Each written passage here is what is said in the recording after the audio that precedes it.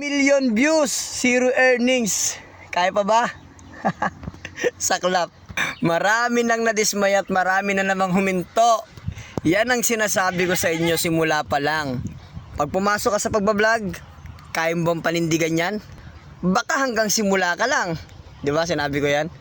Napakarami nagsisulputan na vlogger-vloggera nung maraming content creator na nag-reveal ng kanilang sahod sa Facebook. Napakalalaki, grabe, milyon-milyon. Sa totoo lang. Pinapakita ng maraming content creator kung paano binago ng Facebook yung buhay nila. E di ano nangyari? Kumapal yung dami ng vlogger sa buong mundo ngayon. Kasama ka doon. Pero dahil sa ganitong pangyayari sa Meta World, 10,000 views, walang kita, photos, earnings sa text, wala na rin. Totoo na kahit wala kang pinag-aralan, basta't may talento kang magagamit dito kay Facebook, pwedeng baguhin ni Facebook ang pamumuhay mo. Tulad ng maraming successful na vlogger ngayon. At ang problema, ang tinitingnan ng marami nag-uumpisa, yung successful ng tao, hindi nila alam yung hirap, pagsubok na dumaan sa kanila bago marating yung bagay na iyon. At yung update ni Meta ngayon, na halos wala na talagang kita, kasama yan sa pagsubok mga kaibigan. Lahat ng maraming successful ngayon, hindi lang sa Facebook, mga negosyante, deserve nila yung tagumpay na meron sila ngayon kasi matapang sila. Matibay sila. Ikaw, matibay ka ba? Talaga? Bakit parang hihinto ka na? Walang hintuan. Ano mang pangarap na gusto mo marating sa buhay, may kaakibat na hirap at pagsubok yan. Kaya ito yung mapapayo ko sa inyo. Kung bakit maraming content creator na umaangal, kasi nga isipin mo 10 million views o zero earnings. Paano na lang yung mga maliliit na katulad natin na nagbe-views lang ng, o ng iba na nagbe-views lang ng 5,000 views, 10,000 views, o wala pa nga. Di lalong wala, di ba? Alam mo, sabihin ko sa kaibigan, ang buhay parang gulong yan. Sabi nga sa Biblia mga kaibigan, ito share ko lang to hindi palaging nasa ilalim yung mahihirap. Nabubuhay tayo sa panahon kung saan dumarating kahit kanino yung panahon at di inaasahang pangyayari. Anong ibig ko sabihin? Hindi porket bababa ng earnings ngayon, habang buhay mababa yan. Nagbabago si Meta, di ba? Noong nakaraan, sobrang lalaki ng binigay niyang sweldo. Noong nakaraan naman, biglang liit. Tapos biglang laki, ngayon biglang liit na naman. Abang-abang ka lang at syempre habang nag-aabang ka ng magandang update ni Meta, lagi kang mag-isip ng mga the best content. The best content. Papanoorin ng mga tao. Na magbo-boom yung pangalan mo para sa mga susunod na panahon pag biglang nagbago yung kalagayan, biglang lumaki yung kitaan sa reels. Hindi ka na mahihirapan humakot ng pera nun kasi nga easy sa'yo na lang yung million views. Easy na lang sa'yo. At kung maganda-ganda pa yung content mo, yung kita sa stars hindi naman tinanggal. At kapag naging superstar ka dito sa Meta, maraming mga kumpanyang pwede makipag-collaboration sa'yo. At hindi lang yon, at kung talagang trending na trending ka, kilala ka, lipat ka sa YouTube. Mas the best na naman doon. Bakit? Sa YouTube kasi mga kaibigan, hindi nagbabago yan. Habang mahaba yung video mo, habang mas maraming ads, mas maraming earnings ang pwedeng pumasok sa'yo. Pero, para ma-monetize sa Facebook, medyo mahirap. Malaking earnings na medyo mahirap. Kaya kailangan maging famous ka. Tignan mo si Diwata. Tignan mo si Malupiton. Diba?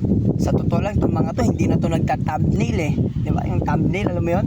Para mang-akit ng mga nag-i-scroll sa YouTube para panoorin sila.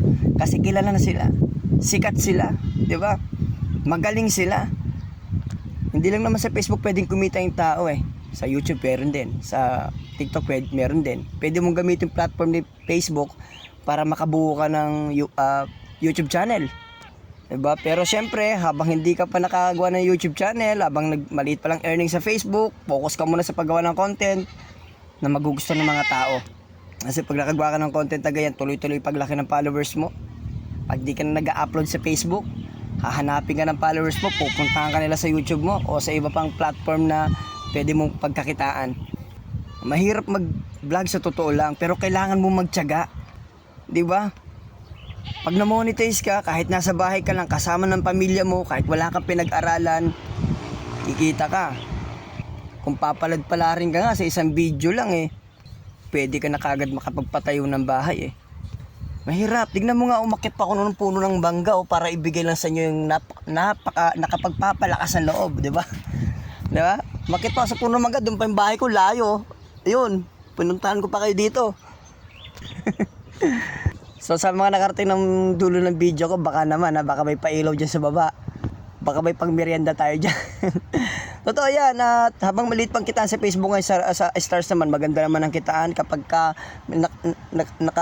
nagkaroon ka ng mga viewers na mga bukas palad sa Meta. Totoo lang, sa Facebook maraming mga bababait na viewers. Tinitignan lang nila yung ginagawa mo kung okay ka ba. Kasi kahit wala ka masyadong views, pag okay ka sa kanila, bibigyan kanila ng stars. Malaki rin kita sa stars. Diba? Kaya focus ka rin sa paggawa ng magagandang content. Hindi ka magkaroon ng maraming views talaga kasi hindi naman tayo famous, kilala.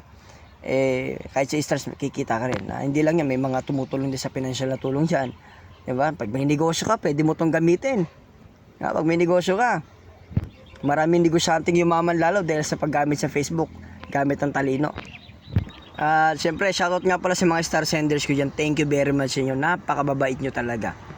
Wala, kahit ako nanamlay din ako kasi isipin mo mga kaibigan, pinapalakas ko yung loob ng mga viewers natin 'di ba? Tapos sa akin pa mismo makikita yung ganong kalit na earnings. Kaya nga gumawa ako ng video na to At sana paki-share niyo tong video na to para makarating din tayo sa iba. 'Di ba? Pati yung pinanghihinaan ng loob, makarating tayo sa kanila. Yung mga inaabuso ng amo, 'di ba? Na nagpe-Facebook, parating niyo to sa kanila para patuloy sila, makapag-tuloy-tuloy sila. Kahit pa paano, hindi pa naman huli yung lahat Kahit sa huling yugto ng buhay mo baka sakaling matikman mo yung masarap-sarap na buhay, di ba? Kasi nakakasawa rin maging mahirap sa totoo lang mga kaibigan. Mula pinanganak ko sa mundong ibabaw hanggang 30 years old ako, talagang ko ng hirap. Sobrang hirap ng buhay ko mga kaibigan sa totoo lang. Kung di pa ako nag-Meta World mga kaibigan ultimo tricycle wala rin ako Dati mga kaibigan, kaya nagsusumikap ako na mag-vlog, ituro din sa ibang mga tao. To dati po, may anak ko, 2.